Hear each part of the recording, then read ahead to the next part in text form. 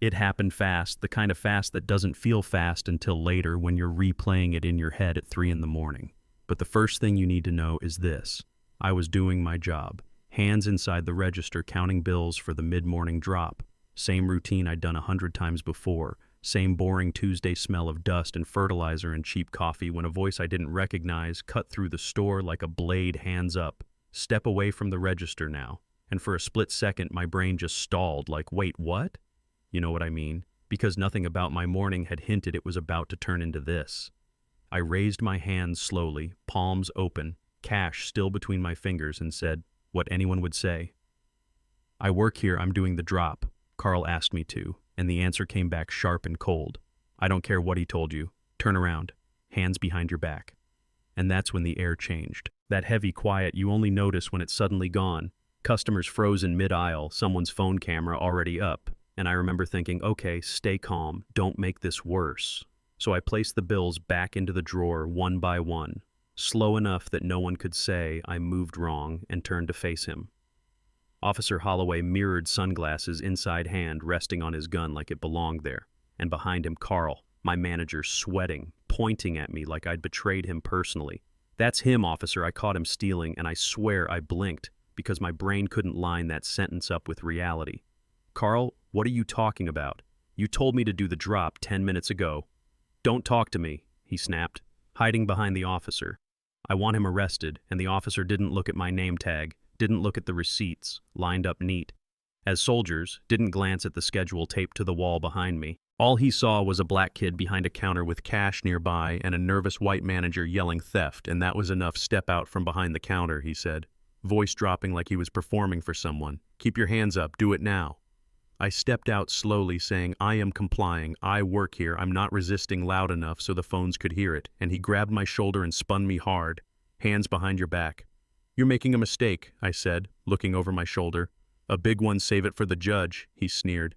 And that was when the cuffs came out, metal clicking tight, too tight, pain shooting up my shoulder as he twisted my arm just enough to remind me who he thought was in charge. You people never learn, he muttered, and I felt that familiar mix of anger and clarity settle in, the one my parents warned me about. The one that says this isn't about what you did, it's about who he thinks you are. So I breathed slow even and started cataloging everything. Time 9:42 a.m. Officer did not ask for ID, did not separate witnesses, did not check cameras, and I said it again. Calm. My wallet is in my back pocket. My ID matches the employee file in the office. And he shoved me forward. I don't need your ID to know what I'm looking at. You're holding the bag. And right there I could have ended it, could have dropped the name, could have turned this into a misunderstanding and walked out, but something stopped me because if I did that, he'd just do it again to someone else next week. And that thought sat heavy in my chest. So instead, I asked for the record. I'm asking you to verify my employment. I'm asking you to review the security footage. Are you refusing to investigate exculpatory evidence? And he laughed loud and ugly. We got a jailhouse lawyer here and ratcheted the cuffs tighter. They're cutting off circulation. I said you need to loosen them. Should have thought about that before stealing, he replied, then turned me toward the store like a trophy. All right, folks, show's over, just taking out the trash, and that's when the crowd shifted, Mrs. Alvarez from the garden aisle yelled, He's worked here for years, you've got the wrong guy. And Holloway snapped back, Stay back, or you'll be next. Carl's face went pale. This wasn't what he wanted. Maybe he wanted me scared, maybe fired, not marched out in cuffs, maybe take him out the back, he suggested, and Holloway puffed his chest. No, we do this by the book, but it wasn't about the book. It was about the walk. The glass doors opened. Heat slammed into us. The cruiser lights flashing, phones everywhere. And as he shoved me toward the back seat, I stopped just long enough to look at him. Officer, I said quietly, I'm going to give you one last chance. Take my ID out of my wallet. Look at my last name, then think very carefully about who runs this department, and for a second, just a flicker, doubt crossed his face. Then annoyance wiped it clean. I don't care who you are, get in the car. Door slammed, lock clicked, trapped. Yeah, that happened. The drive felt longer than it was. Him lecturing about respect in my generation and jail me counting streets waiting. And when we pulled into the station garage, he looked proud like he'd won something at the booking desk. Sat Sergeant Lewis, old school mustache, seen it all eyes. Name he asked without looking up. He refused to give it. Holloway lied. I did not, I said calmly. He refused to check my ID. Lewis looked up. Then everything changed color, drained from his face. He stood so fast his chair scraped Evan. He whispered, "Hello, Sergeant." I said, "Sorry for the confusion." Holloway frowned. "You know this guy?" And Lewis looked at him like he'd just stepped on a live wire. "That's Evan Brooks," he said, as in Chief Dana Brooks.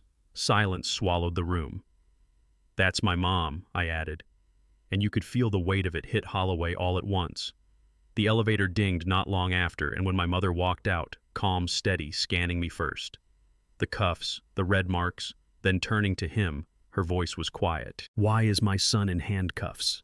He tried to explain, words tripping over themselves, and she dismantled every excuse. "Did you verify his employment? Did you check his ID? Did you review footage?" No, you arrested a citizen without probable cause," she said, voice rising. "Now uncuff him."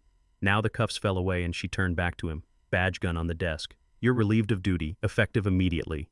His hands shook as he complied. "You have the right to remain silent," she told him. "I suggest you use it," and the fallout was brutal and fast. Body cam footage surfaced, showing everything he'd lied about. Charges filed. Carl fired and exposed the city. Settled, and people always ask me how it felt winning like that. And the truth is complicated because, yeah, there was relief, there was satisfaction, but there was also this hollow feeling. I couldn't shake because I only won because of who my mother is, because an elevator came down at the right time. And I think about how many people never get that moment, never get someone walking out to say, "Stop, this is wrong." And that's what stays with me. That's what I want you to sit with, because this wasn't about one bad officer or one bad manager. It was about how fast assumptions turn into cuffs, how easily procedure disappears when bias takes over. So, I want to know what you think. Really, was this justice, or was it just luck? Have you seen something like this happen, or lived it yourself? Drop your thoughts in the comments. Argue with me if you want. Tell your story, and if you believe these stories matter, hit subscribe. Because the only thing that lets this keep happening is silence.